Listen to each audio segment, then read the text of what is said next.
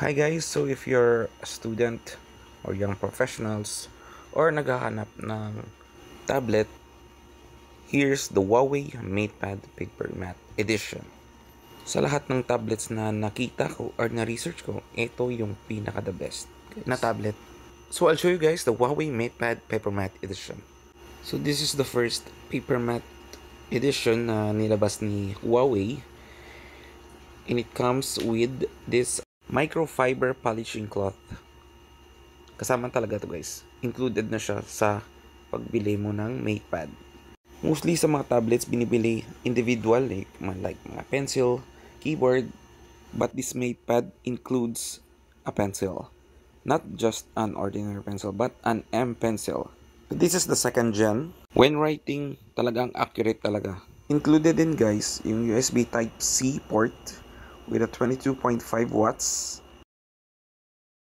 At may pa freebies pa si Huawei. Ito yung Bluetooth mouse. PC-like tablet na.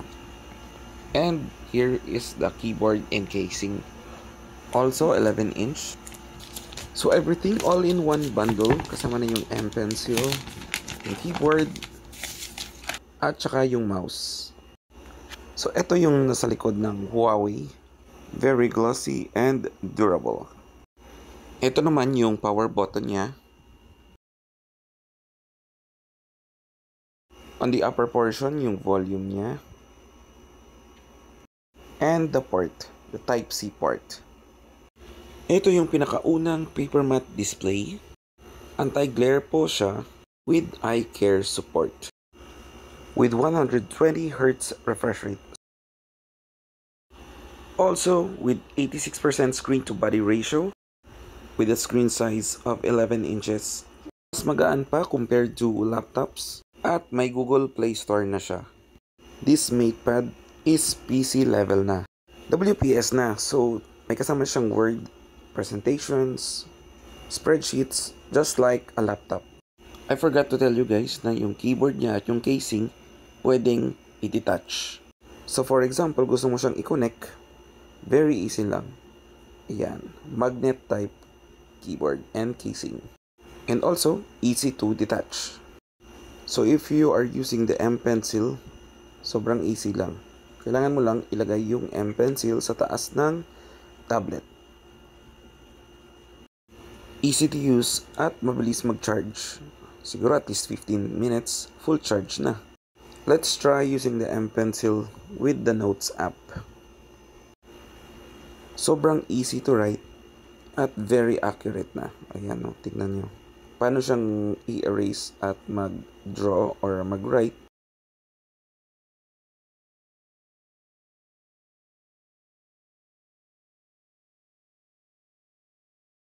Maraming features in Notes. Like the colored pens or highlighter. Ayan o. Sobrang easy to use. So isang feature dito na pinakagusto ko guys kapag gumagawa kayo ng presentation, laser pointer. So kapag nagpe-present kayo, nawawala talaga yung sulat nito. Try natin.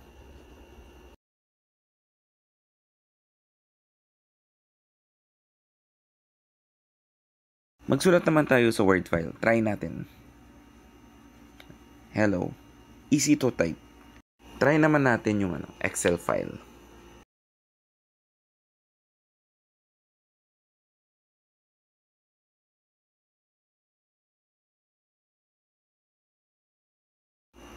As to the camera naman, 13 megapixel yung main camera at 8 megapixel sa front camera. Hello.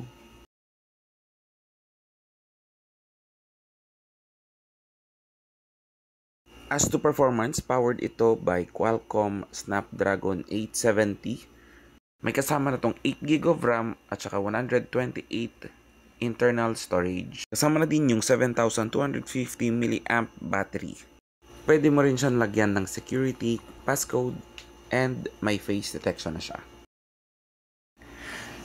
Let's try naman yung Bluetooth mouse if PC-like talaga. Wow. Sobrang ganda guys. Parang PC na talaga.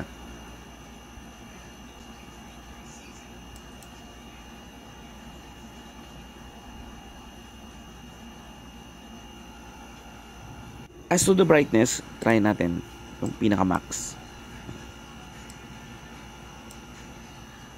So kung makikita mo, hindi siya ganong masakit sa mata. Proven and tested.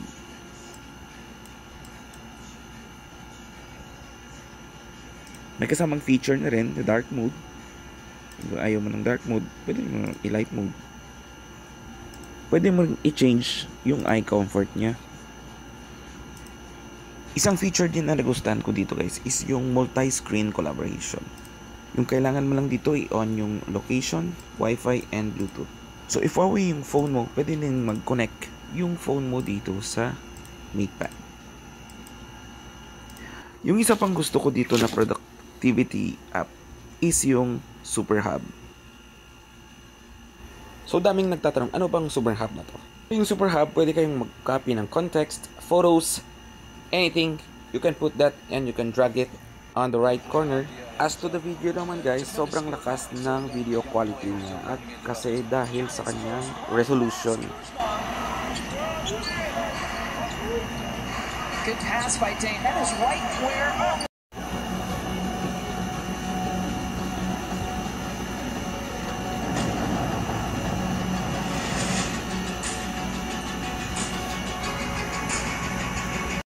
Another feature of this MatePad is yung annotate and snippet. Ano ba tong annotate and snippet? So, in order to access this application, actually hindi siya application guys. You can see it on the corner side. Yan, kikita niyo sa screen. Yan, annotate and snippet.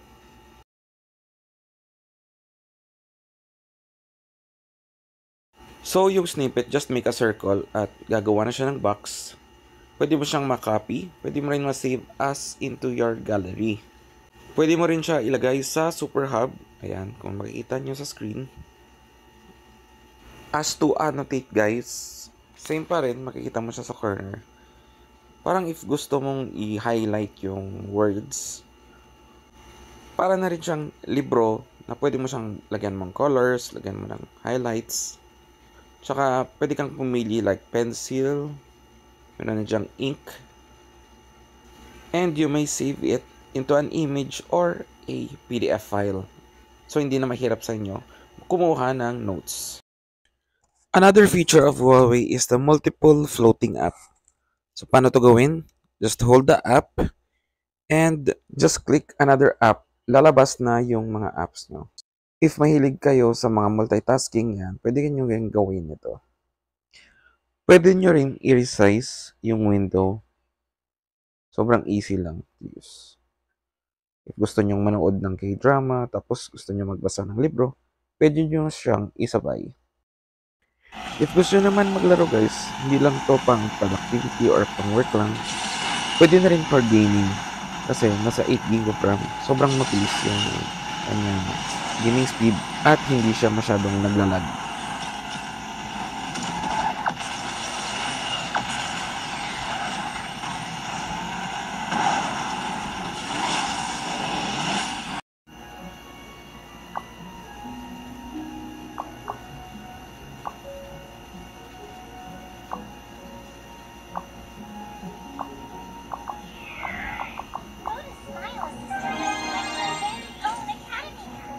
As to the movies, pwede na rin.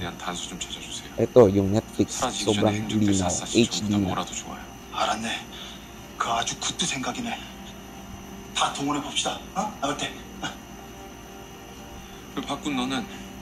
So, sa lahat ng features na pinakita ko sa Huawei MatePad Paper Matte Edition, alin ang nagustuhan nyo? Yung WPC or yung PC mode level or yung gaming display? Tsaka yung eye comfort. Alin ba dun? So, anumang features na pinakita ko kanina, mostly makikita nyo sa ibang tablet or MatePad. So, para sa akin, yung game changer nito is yung gaming level talaga. Makikita nyo kanina, nasa 8GB RAM na siya. Sobrang linaw, tsaka walang lag. Also, the notes or the apps you will download. Katulad ng dinownload ko, yung JNotes, sobrang laking tulong yan. Parang i-take down notes mo na lahat dun. All-in-one, nakasave na lahat sa MatePad. In case na gusto mong bumili ng laptop, yung masuggest ko, eto na lang. Magaan pa.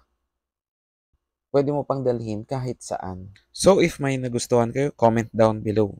Sa mga gustong mag-avail nito ng Huawei MatePad Paper Matte Edition, yung price niya is 29,999 pesos. So, that's it guys for today's video.